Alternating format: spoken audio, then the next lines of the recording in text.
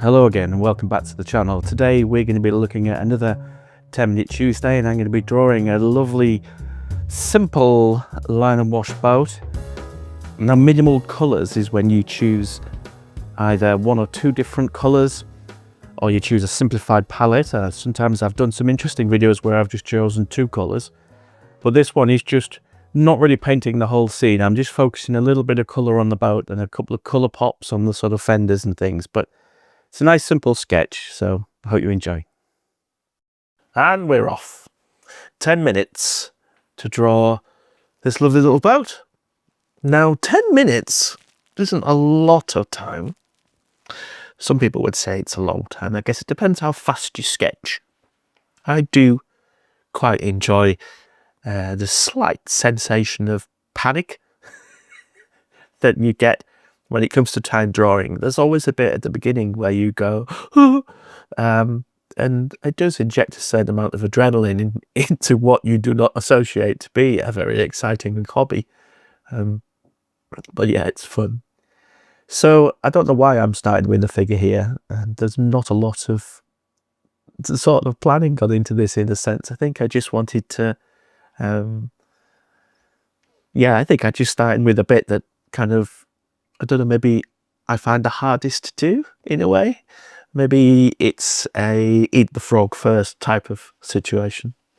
Anyway, so here I am using a grey fineliner. Now, often if you're going to be using selective colouring, in other words, you're just going to be painting part of the scene, or you're going to be just sort of tinting it really. You don't necessarily want to use particularly strong line work because it can dominate. So what I've decided to do here is to use the grey fineliner, which is just a lot more, well, it's not a lot more, it's slightly less subtle, slightly more subtle than using a black fineliner, and it certainly feels a lot more like pencil marks in a way.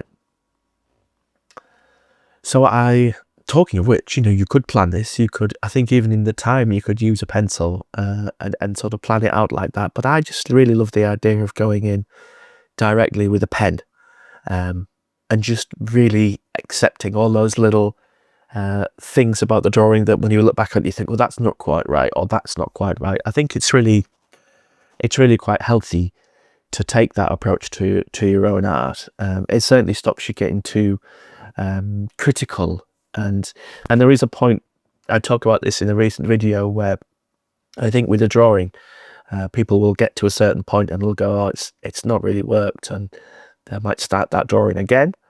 But I always would encourage you to finish a drawing. And what I mean by that is, even if the line work's not right, it's a perfect opportunity to try some really big, bold painting that you wouldn't necessarily normally try. Or even if the line works wrong, try some selective colouring, try using it as an opportunity to just paint the sky, or maybe even try some cross-hatching if you've not done that before. Or there's always a positive that can come out of any sort of frustrating drawing project that hasn't quite gone to plan. You can always use that as a springboard to something else. And I think it's perhaps a bit of a tenuous metaphor for life, but it's definitely true in a lot of other stuff as well. The value of mistakes, if you want to call them that, because they're not really mistakes, they're just sort of points on a learning curve, if you know what I mean. Vital points. The value of mistakes is it's probably in some ways more valuable than those wins. I remember watching my kids learn to ride bikes, and the 10 times that they fell off before they managed to cycle, for the first time, were so valuable, but you have to kind of go through that. But let's hope you've got less scraped knees and tears when it comes to sketching. Although, it depends what you're sketching, I guess. So there's a little map in my head for boats, and it's not always perfectly transcribed onto the paper. I think if you know a subject, it definitely is easier to draw it. I mean, I can look at this now, doing the voiceover after I've done the sketch, and I can see already that the geometry of the boat is a little bit off here, that side's a bit low, etc., etc. But again, I don't really care.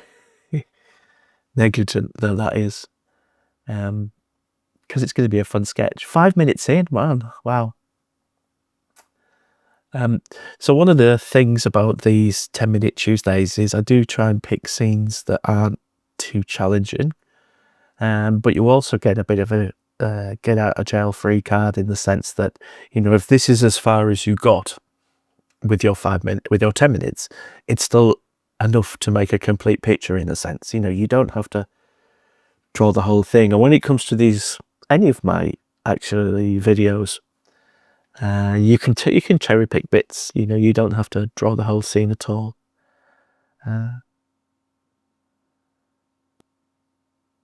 So here, what we have in the background is it basically looks like a quayside in like a series of steps. And again, this is kind of optional. I mean, you could have started the drawing there, or what I've thought about doing with this one was actually taking that last 5 minutes and adding it onto the painting thing.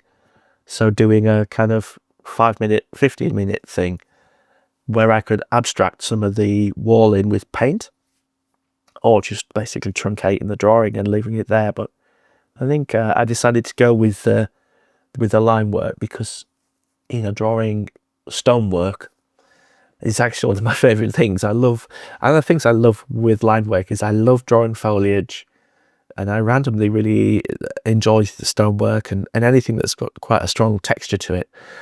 I always find it really restful somehow. I don't know. Maybe I'm just weird.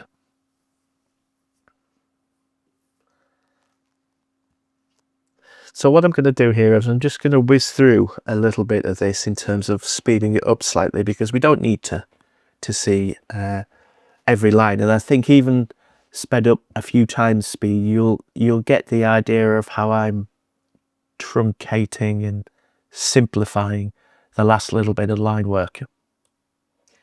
So here I've got 1.5 minutes left, minute 10 seconds or whatever. So I'm looking at the reference drawing and thinking, is there any other elements that I have missed off? And also, you know, where can I perhaps add in a little bit more line weight, just to make it a little bit more interesting and a little bit more my sort of signature style, if you know what I mean. I do like playing with line weight. I think it's one of the things about you know, line and wash and this style of drawing is that it is line and wash, you know. So you have your line work and then you have your paint, and there is a balance to be had there. You know, I think varying line weight is probably as important as varying, you know, pigment within the wash. So I definitely am a big fan of that. And some people probably wouldn't do that, but that's my kind of art. Bold and a bit daft, really. So the last few touches here, maybe 10 seconds to go. And then it's going to be time for the next stage, which is a few splashes of paint, really. There's not going to be a great deal to it. There we go. Stop drawing. Stop drawing. Stop it.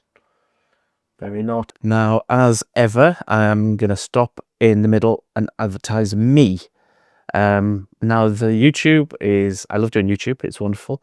And I get a lot of good feedback, and it's a great community, but it doesn't really support the channel financially. That happens through my Patreon, and my gorgeous patrons will subscribe for a few pounds a month, and they get the full back catalogue of all my lessons. There is full series there, fundamentals, advanced stuff, watercolor, all sorts. So if you're interested in checking out my Patreon, have a look at the link in my profile. And if you're enjoying this, which you better be, do like, subscribe, comment, all that jazz, and it costs you nought. But I'll show up now and you can watch the rest. So the painting stage, we have 10 minutes as we had before for the drawing bit. And I mean, I'm kind of basing this drawing on a previous sketch that I did that I just kind of like the simplicity of. So it's a bit of a kind of part 2 or take 2, really. Now, if you look at scenes in harbours. One of the things I remember, I grew up in Whitby in the northeast of England, and you know, you can have these very dull days, you know, midwinter, and it's northerly blowing in, and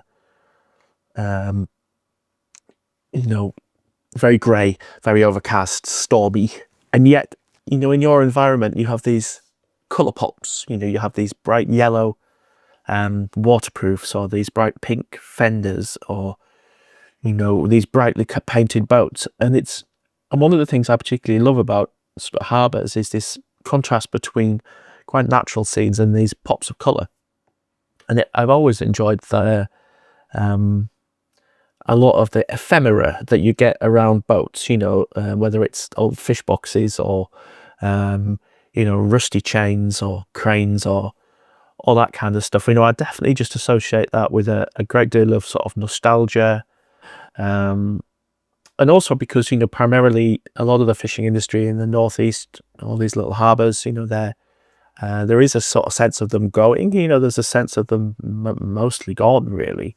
And a lot of the fishing activities that you would see would be very visual, and they were a big part of when I was growing up in Whitby. There was still a lot of fishing boats, and a lot of party boats, and a lot of day boats going out, people crabbing, lobster pots, and you could see a lot of that activity. You don't really see it now, because a lot of the fishing is done obviously by bigger commercial operations, and they're offshore and landing fishing other places, more commercial harbours.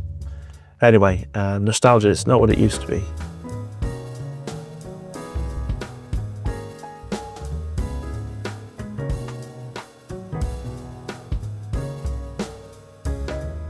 That's come back from the hairdryer. I am going to be adding in some shadows and things. Yeah, so I was saying about the selective colouring process. What I might do is photograph the line work and then print out, just on normal inkjet printer, you know, 3 or 4 versions of it, and then have an experiment, have a play. I think that's probably the safest way of doing it. And the other option is you could just draw some thumbnails. You know, draw a really quick boat, just like 10 lines basically, and then just colour it in a few different ways and just see what works.